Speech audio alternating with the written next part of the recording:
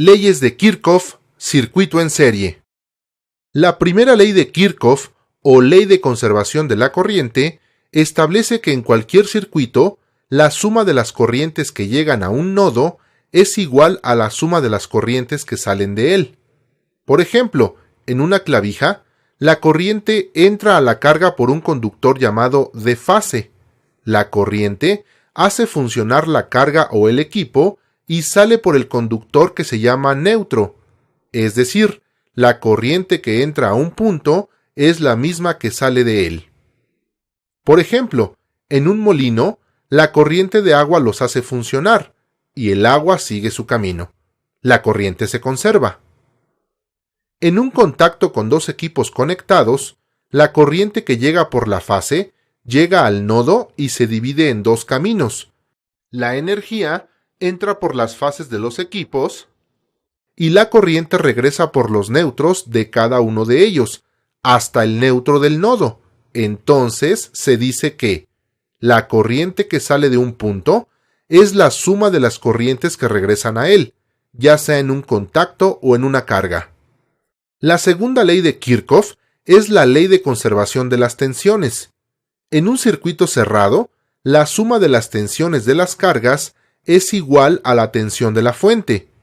Por ejemplo, en un circuito como este, la tensión de la fuente se reparte entre la plancha y el foco, de manera que suman el voltaje de la fuente. Entonces, si la tensión se reparte en los equipos, estos ya no funcionarán adecuadamente de acuerdo a la segunda ley de Kirchhoff. Este ejemplo da pie a lo que es un circuito en serie, que es cuando los elementos están unidos uno tras otro, por un solo punto o por un solo conductor. Esa es la característica principal de un circuito en serie. Se llama circuito en serie a aquel en donde la corriente que circula y pasa por todas las cargas es la misma. La corriente solo tiene un camino por el cual circular, cumpliendo así la primera ley. Asimismo, la suma de las tensiones en cada resistencia es la tensión de la fuente, dando cumplimiento a la segunda ley. Supongamos que tenemos un circuito en serie con fuente de 120 volts y tres resistencias, una de 10 ohms y dos de 5 ohms. Hay que establecer la corriente y la tensión en cada resistencia. Para ello, debemos convertir este circuito en uno equivalente que represente el comportamiento de todo el circuito, es decir, se determina la resistencia equivalente a la sumatoria de las resistencias. En este caso, son 10 más 5 más 5, igual a 20 ohms, lo que representa a la resistencia del circuito original.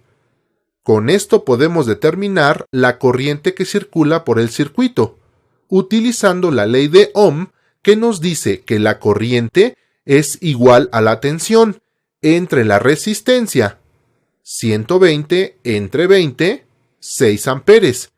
Quiere decir que por cada una de las resistencias circulan 6 amperes. Ahora la tensión. ¿Cómo se comporta? Se reparten esos 120 volts, partiendo de la ley de Ohm. Tensión es igual a resistencia por la corriente. La tensión en la resistencia 1 es 10 ohms, por la corriente 6 amperes, igual a 60 volts. Tensión en la resistencia 2, 5 por 6, 30 volts. En la resistencia 3, 5 por 6 igual a 30 volts. Según la segunda ley de Kirchhoff, la suma de las tensiones en las cargas es la tensión de la fuente, es decir, si sumamos estos valores, debe dar el valor de la fuente.